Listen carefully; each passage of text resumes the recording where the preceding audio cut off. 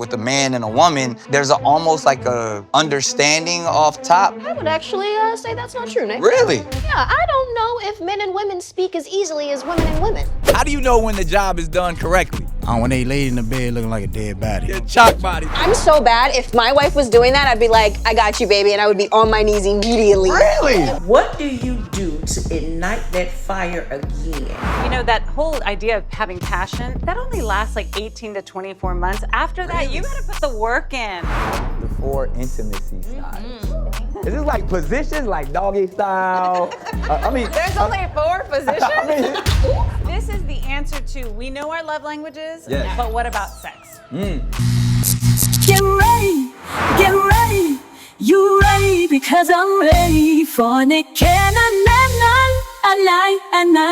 night, it's Nick and night.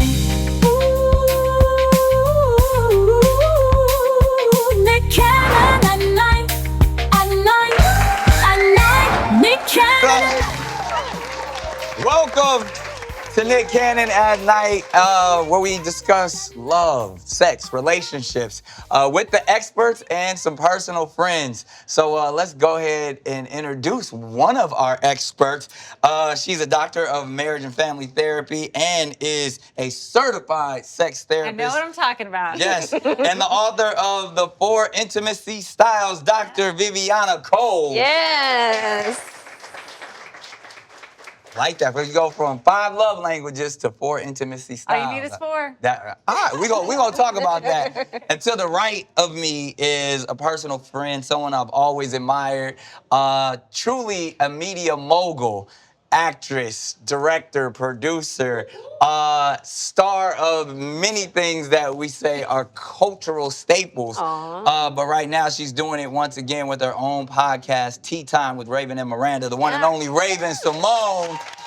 Hello, hello, hello. Thank you for being here. Thank you for having me. My Nick. partner. Love it. Yeah. We do a thing like I come on your show, you come on my show. And I go on your other show too and lose. I was on You the were Masked amazing. Singer. She was on the Masked Singer. It was amazing.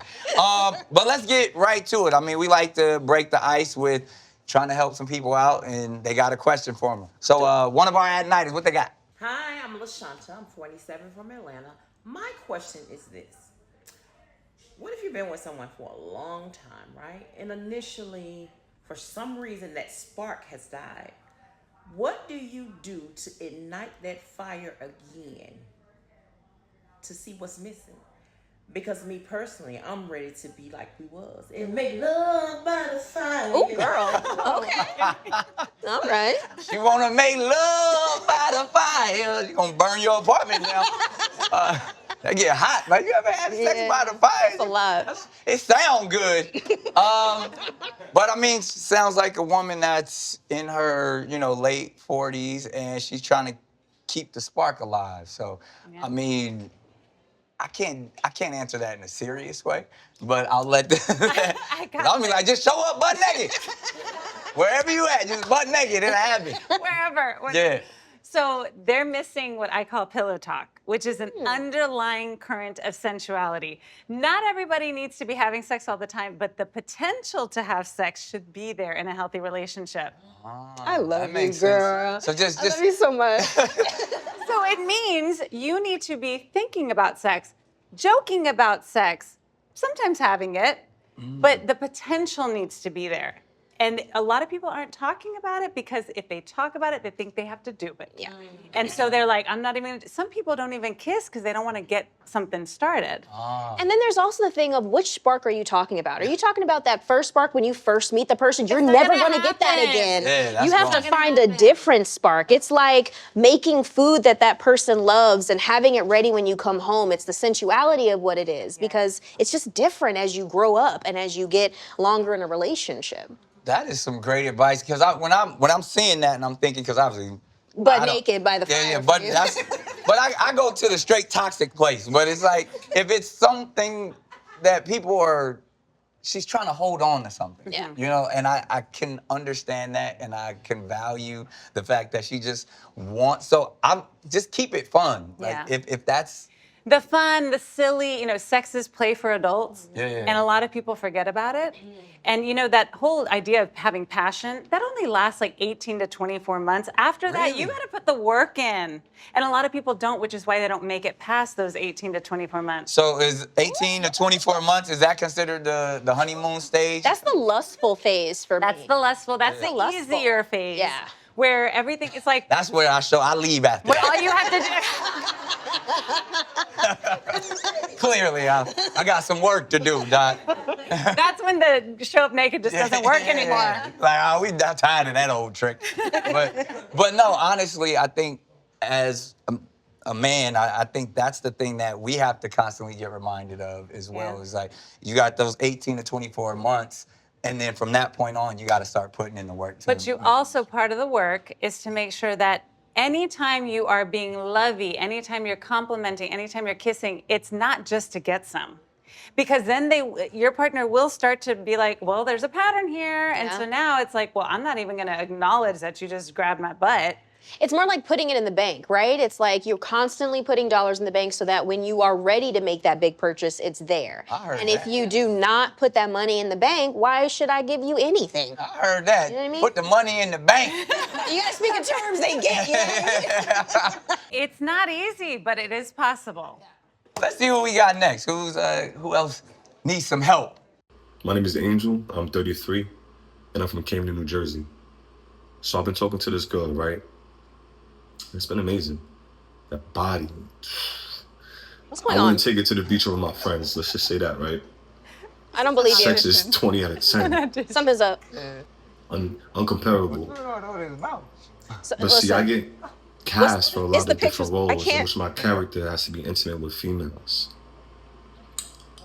Now, I know that's hard. I know that's hard for anybody that's in love with somebody, but I'm in love with this. This is what I really do. It's my passion. It's my world. And I just don't know how to approach her about these castings, or I don't know how to make her feel better about it, even though I'm doing a lot already to make sure she feels secure.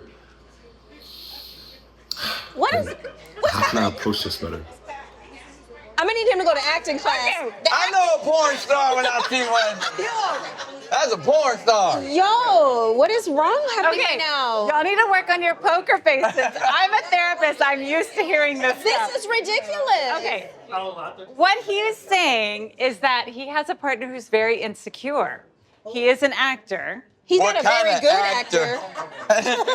Sorry, Nick. That is a porn star. I saw he was licking the inside of his lips. That's what they do on the pornos. Oh my goodness. And he wants to make sure that she feels more secure because he is committed to her, but it's not working. So, I mean, I think it's important when someone is feeling insecure that you ask them specifically, is there something that I am doing? Or is this just something that you're feeling? Because I think for a lot of people who are in long-term relationships, that idea of being worried that your partner is going to step out, that doesn't come from nowhere. No, it's from past traumas. Or Right. that they did Or before. current. I mean, Yeah. and asking that can help you, I mean, it can help you get to a better place. See, what I got out of that, it sounds like he said it at the end. He was like, the thing that he's in love with is his job, his occupation.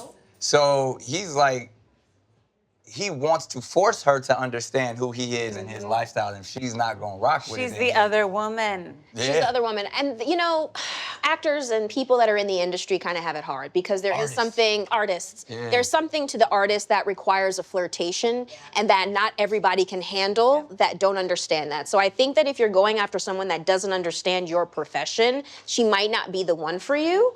And you should go to acting class because I don't believe you. I'm telling you. Okay, That's a porn star. This is a very common issue. I have clients who are celebrities, who are actors and Are they artists, good at it? and that very good. And then I have clients who are not. But everyone at some point in a relationship might feel like maybe they have more feelings than the other person, Yeah. and that creates insecurities. And being able to point it out and saying like, no, sweetheart, I am here for you. If you think that there's something else, please point it out to me. I need to know. But when it comes to dating an artist, and if, you know, there are some people who will, I've had DMs, I am constantly kissing other people on Yeah. screen. I'm supposed to sell it. I am a good actor. That's my what do I job. do? That's my job. So what do you do? Just not date?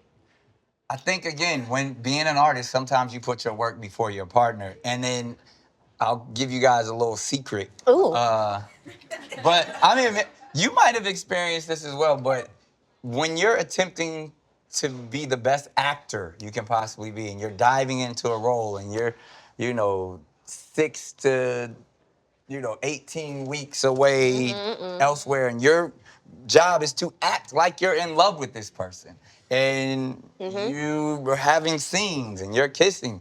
Some people are such good actors that they actually fall in love with them, and that's Angelina and Brad Pitt.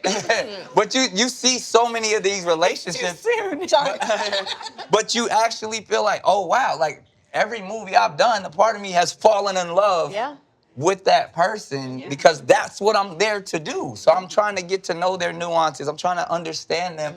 And sometimes it's like, oh, okay, 3 months is over, you go back, I go back. But then sometimes that stuff carries over. So it's a very peculiar and strange space. It takes to a be in. special person to date an actor. It really does. And that you have to be upfront with whoever you're dating. Like, this happens at times. I check out.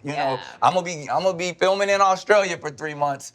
When I come back, I'm back. But then I'm gone. And we'll check in once a week or stuff. And most people are not gonna roll with that. There's an actor.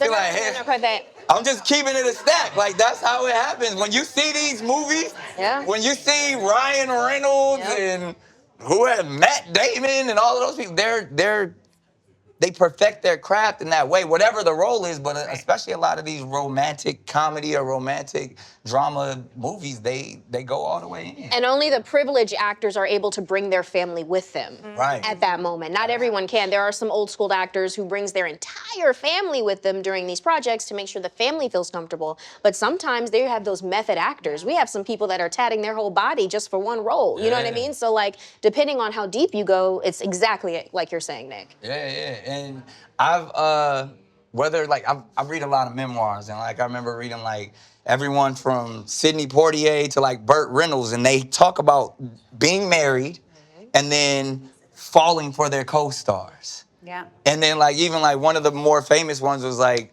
Sidney Poitier and Diane Carroll. Like they were beautiful. They were both in relationships, but they had such amazing chemistry on camera that it messed up the family life. Well, and for all of y'all who are like, that would never happen to me. Imagine if you're on a project with someone, or if you go on a retreat, or if you go on, let's say if you've ever been to like camp. There are bonds that are formed very Sixth quickly. grade, I remember her name was Natalia.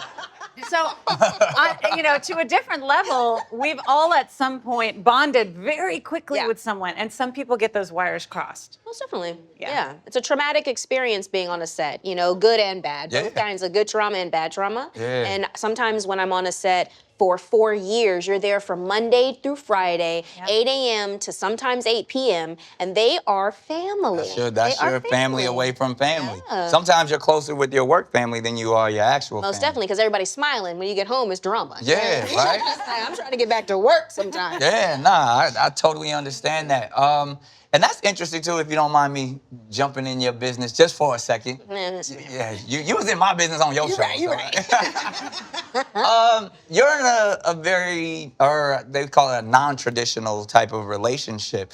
In that sense, are all of those things, when it comes to like having to be super understanding, you're in the public eye, I mean now Miranda's in the public eye as well. Do you guys just have conversations about that? And in that sense, usually coming from like with a man and a woman, there's almost like a understanding off top of be like, oh well. I would actually say that's not true, Nick. Really? Yeah, I don't know if men and women speak as easily as women and women.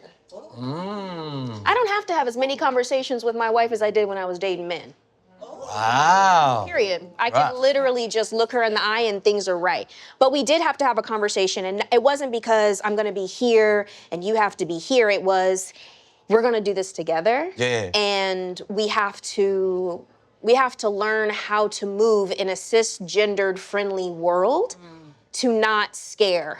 Right. You know what I mean? My wife has been in the industry just as long as I have. She was born into the industry, actually. And even though she wasn't camera facing. She has been rubbed shoulders with some of the highest names in the industry. So my lifestyle, she understood because she lived it, just in a different way, which was even better because That's probably what brought y'all even closer together. even closer together. But comparing my relationship that I'm in now, which is a much more comfortable relationship, a much more authentic relationship than I ever had with a man, I will say, and this could be scientifically untrue, but I think it's a scientific fact, that men and women speak different languages. That is a fact. You speak different languages, and all my friends are guys from every age. Just because I speak guy, you fluent. Listen, you bilingual. Listen, I don't look this way for nothing. I speak both languages. Right. But when I'm in a relationship with a woman, there is no doubt a comfortable understanding of just the simple things. Then you go down like 3 or 4 layers, and that's when the conversations start, which are the boundaries, which are the triggers, which are all those things.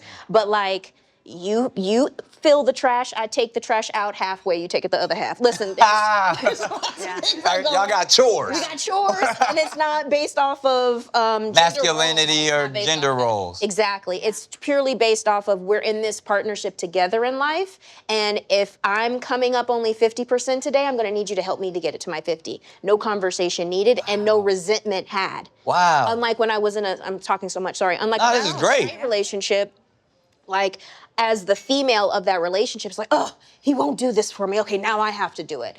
Automatically, I'm pissed. It was weird. It was real. But That's also, brilliant. I'm a lesbian, so I was just in the wrong relationship. I think you're onto something with the more conversations having to be in a heterosexual relationship. I'm about to be 18 years married to my husband, and when that's success. So you do know what you're talking about, now. Check out the dedication later. You'll see. But here's the thing, like because I did 6 seasons of a great show called Married at First Sight as one of the experts, and we were not in the biz. My husband is not in the biz, so this idea of what are you doing when you're out there, and who are you talking to? Not from an insecurity place, from like you're experiencing something completely outside of us. So it takes a lot of conversation to bring a partner into whatever it is. And that's why people are talking about work all the time. And that's why people are talking about the kids all the time and what did you do and all of that. So it does take a lot more conversation. I think you're right.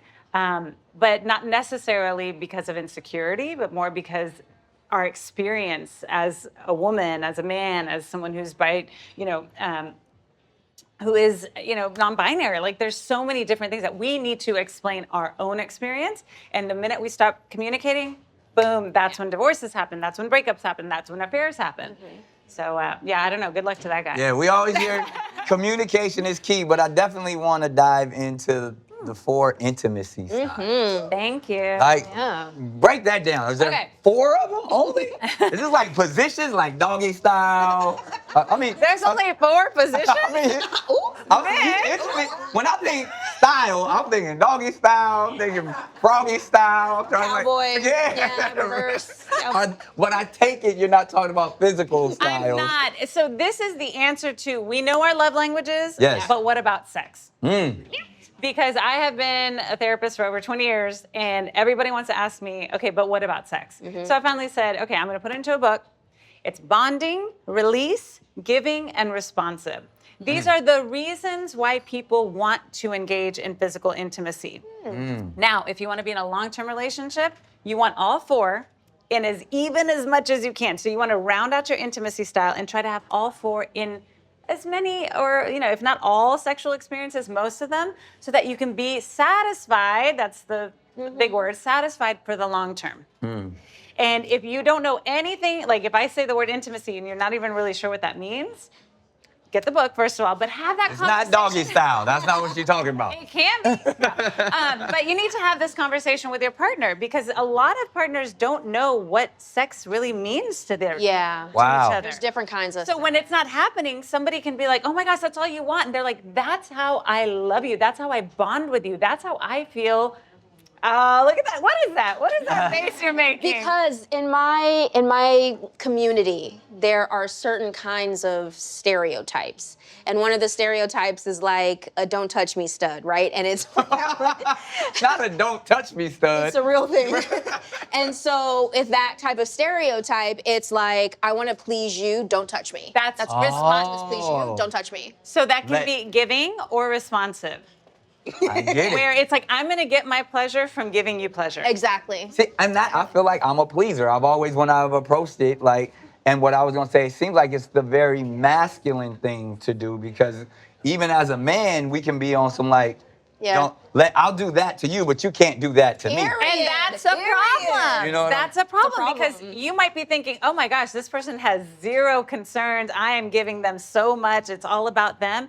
But then they feel like they owe you, or they're indebted to you, or they're not good enough, or what is it? Why are you, keeping me away from you? Yeah. Could it be a thing though? Because again, and I've heard a lot of psychologists talk about there's especially with men, there's anxieties connected to intimacy that we haven't dealt with. Yeah. So then we got to put this wall up to be like, oh yeah, I'm 100% man, so therefore. You don't want to be too vulnerable. Yeah, because I don't want all the things that the anxieties of and the insecurities that I might have built up as a younger man. Now I can handle that, and I don't have anyone to reveal that to until I get into an 18-year relationship or something. But then when your body, which it will, doesn't perform like a robot. Shit.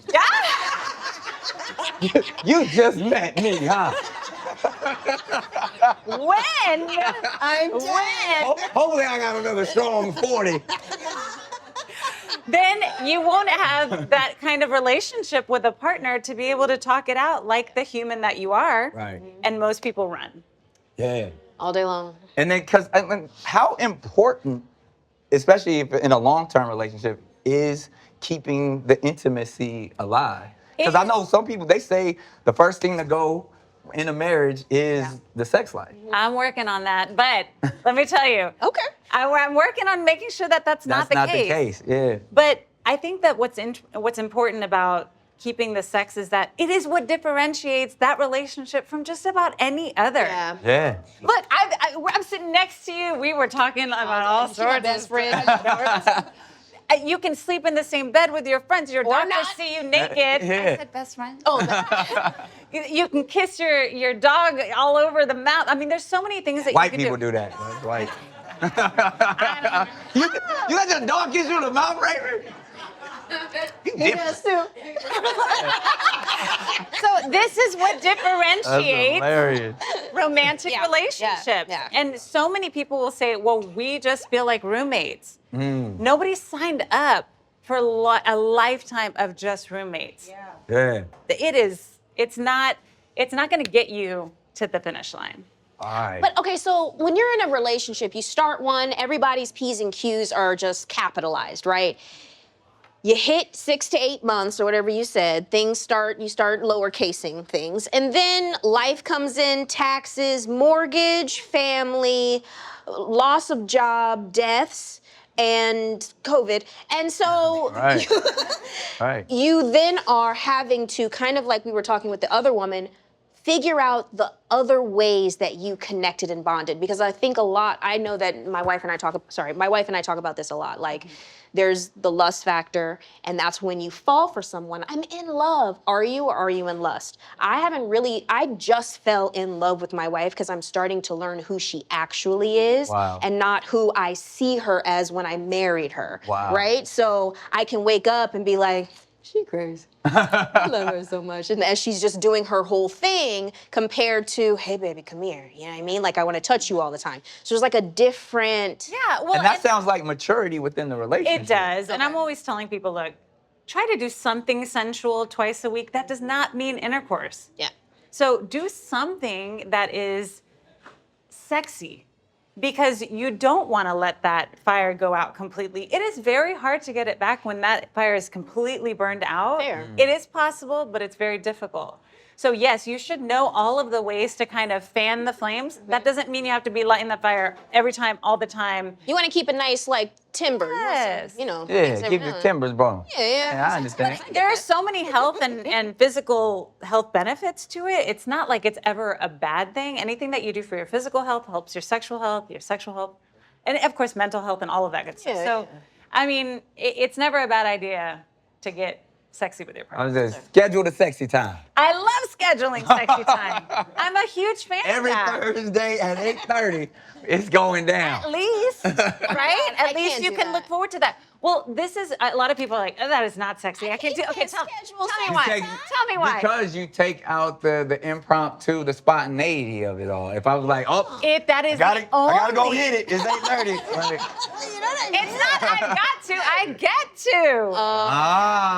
And then you look forward to it, and you don't eat the spicy food at lunch, and you don't get on that call with your boss on the way home. Drink a lot of pineapple juice. You drink a lot of pineapple. I mean, yes. So there are two ways to look at it.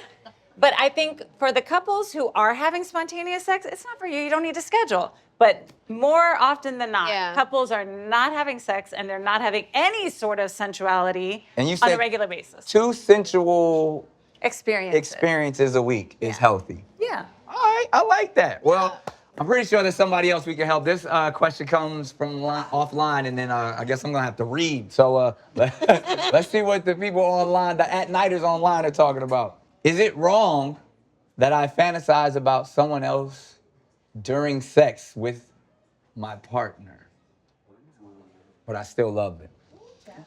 If you're really into that person at the moment, there's nothing else in the world but them. They're bringing you to the sexual height. It's so amazing as a man, like when you're falling for a woman and that first time that you get to be with them, that honeymoon stage, like you can't even control your man. Like you trying to think about other stuff. You gotta think about baseball. You gotta think about because you're so into her. Yeah. But then once you realize like, oh my goodness, this is my woman. This is it. Like you start to again, going back to what we were talking about, you get used to it. Yes. So therefore now you're trying to figure out, all right, how do I keep this alive? And every once in a while, you might think of So that is else. a good point. Every once in a while, I think it is okay to be thinking about someone else, something you've never done before, something you've done in the past, something you want to do in the future, whatever it is. But if it's happening all the time, every time, and it's the only way you can get off with your partner, And that's the problem.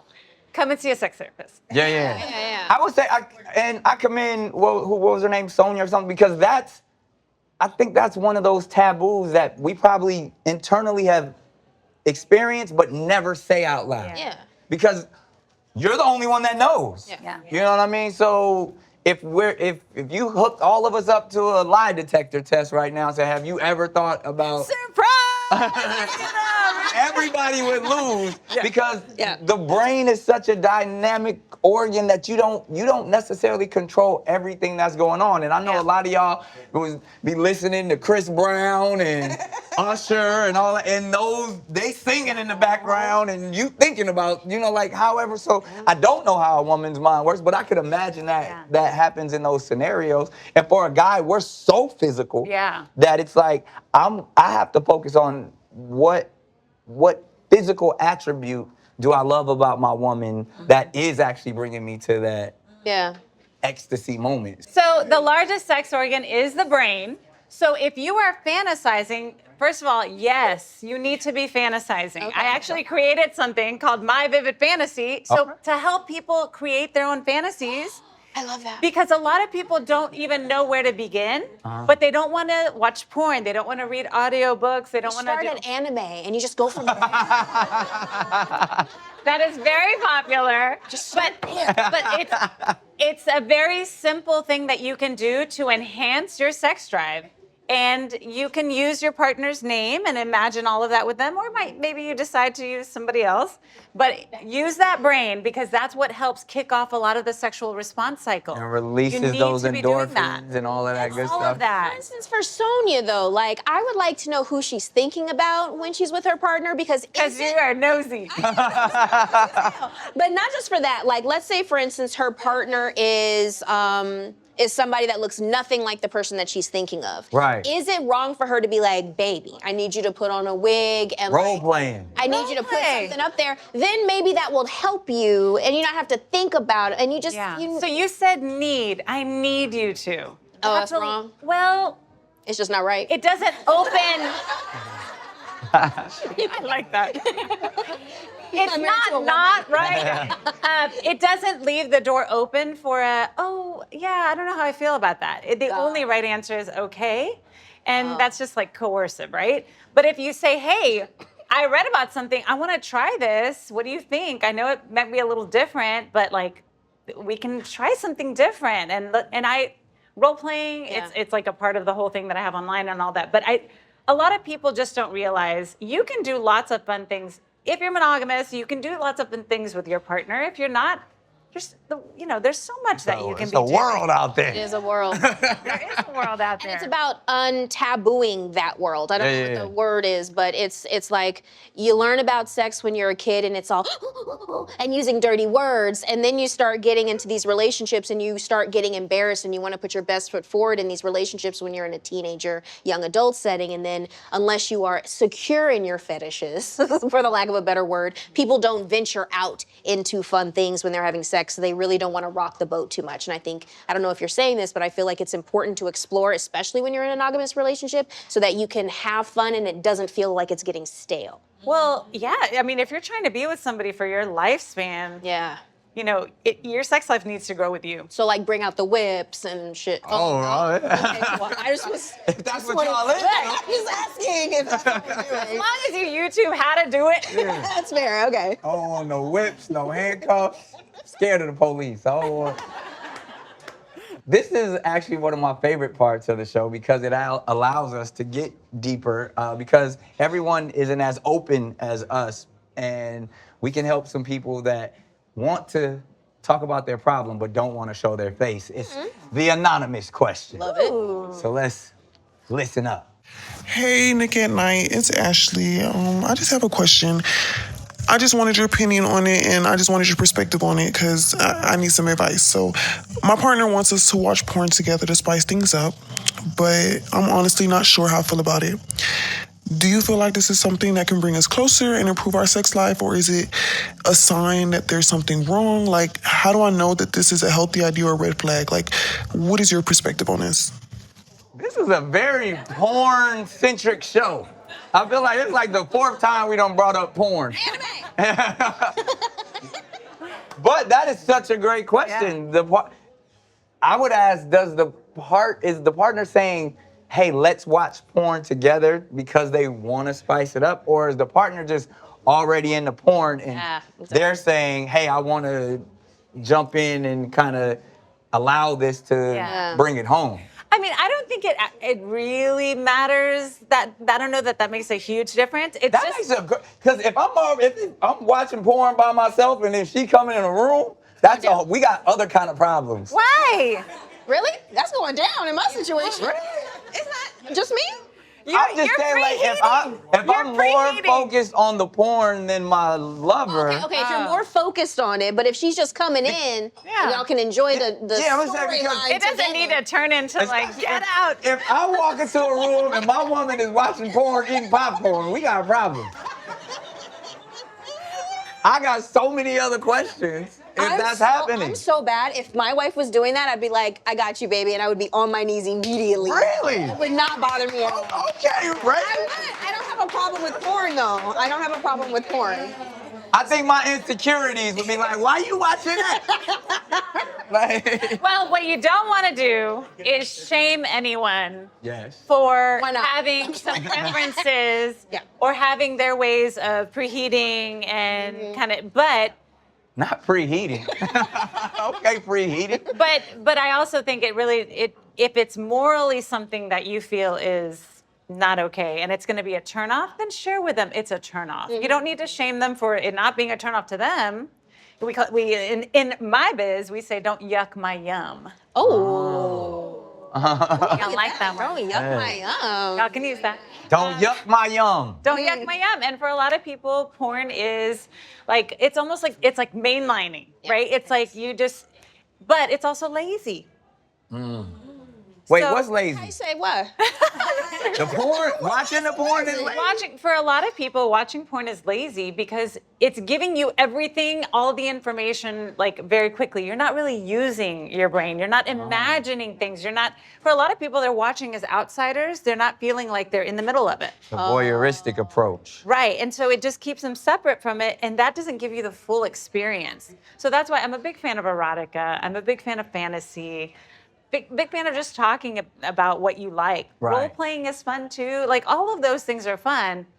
But I think for a lot of people, the reason they don't like porn is because it's so in your face. It's That's like what I was about to say. It depends what kind of porn she watching. Because if she watching you are stuck big on black cocks, I'm like, what is going on? But if she's watching girl on girl, I'm like, I would be all right with that. So you have being honest. You have to pre-screen and okay it. I'm checking her search. Right? I want to know what she's, because that's even a thing too, because there are so many different categories that there's tame stuff. And then there's stuff like, whoa. Well, there's stuff that'll get you in trouble. Yeah. And there's stuff that once you see it, you can't unsee it. Right. Yeah, You know, I've seen that. I do a lot of research for my sex therapy certification program. There are things that I cannot unsee. I can't. So I think you're right. And a lot of people who do get into porn, they do up the ante every time. And before they know it, they're like, I am in a dark place. I can't even begin to have vanilla sex anymore. It's a real problem. So how does that help? Yeah. Are you knocking on that door? I just want to talk about it for a second. Excuse me. Please, we're with a doctor. Doctor, listen, doctor. I'm talking about something. So I understand what you're saying. And then I think there's another side of it to where if you're not addicted, if you're not going for the main line straight through the baby big toe, I think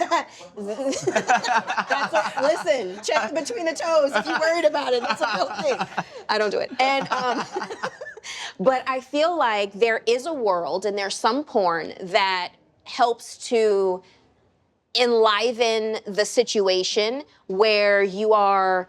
It does depend on the type of person, like you said, but I feel like, listen, I've done this before. I was like, put some porn on, let's get into that channel. Yeah. And it was interesting to be able to reach certain levels at the same time as the people on the screen without having to be a part of a situation where your phones have to be taken away and you get arrested later. You know what I mean? So like, there's a world where you can do that, but it does depend on what you watch.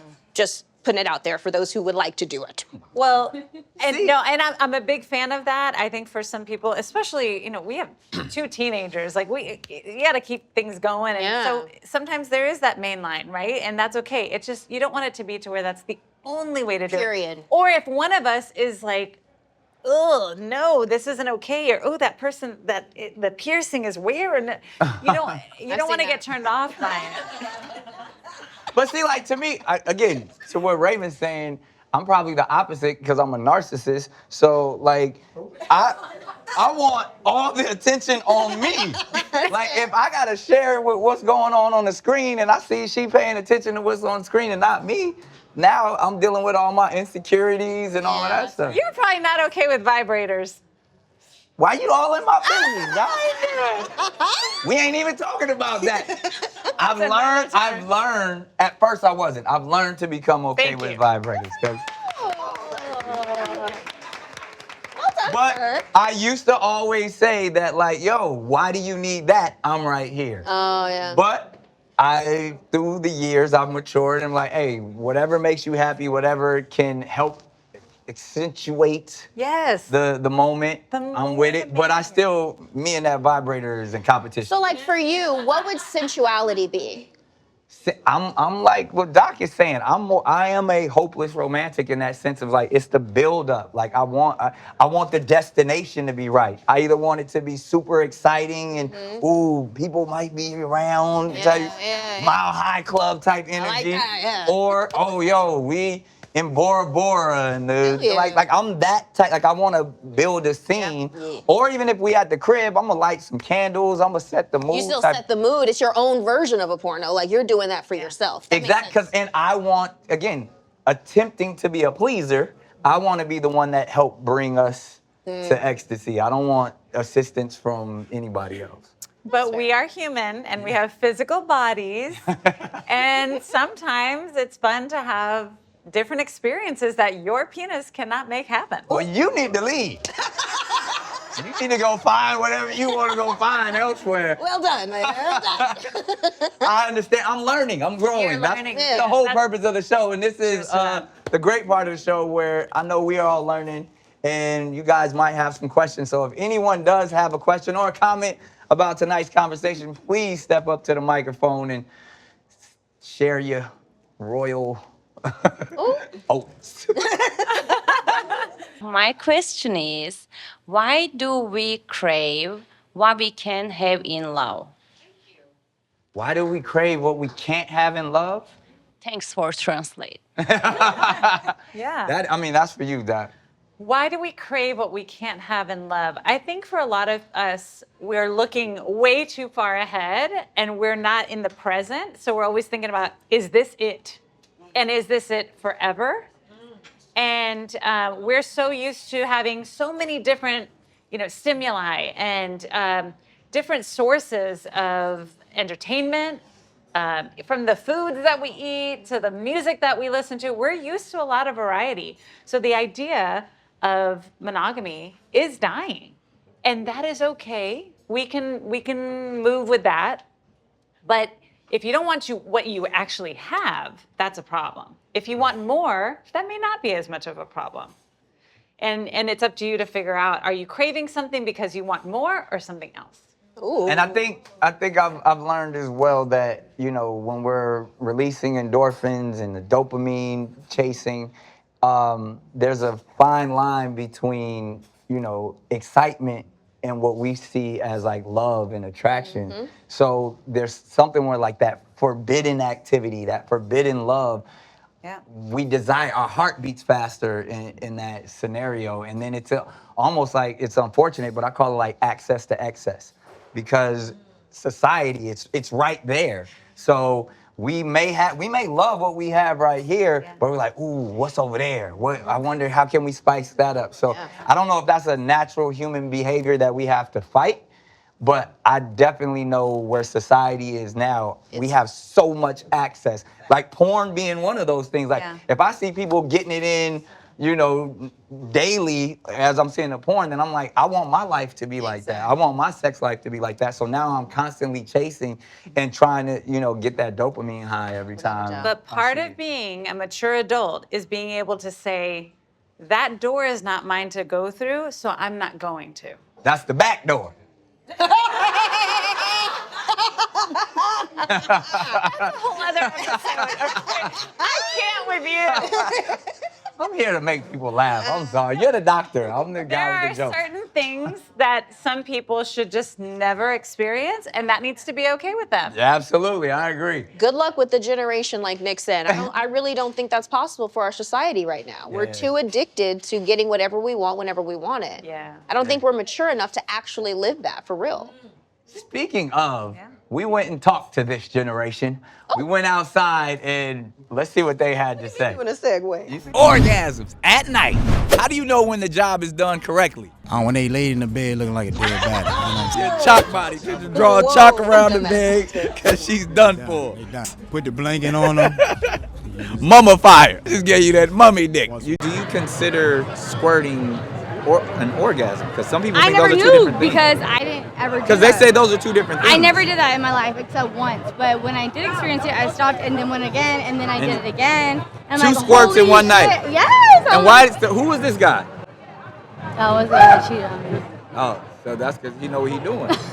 He out here making all the Britney squirt. All right, right now, how do you know if you're doing well in the bedroom? I feel like you could tell off energy. If you really know who you're messing with, you could tell if they fake moaning or something like that. You can? Yeah. I can't. A moan is a moan to me. You could tell if they trying to force it. Oh, okay. Really? So when you have an orgasm, how long does it last? The orgasm probably lasts about 15 seconds, 15 20 seconds, yeah. How long does yours last? Don't ask me that.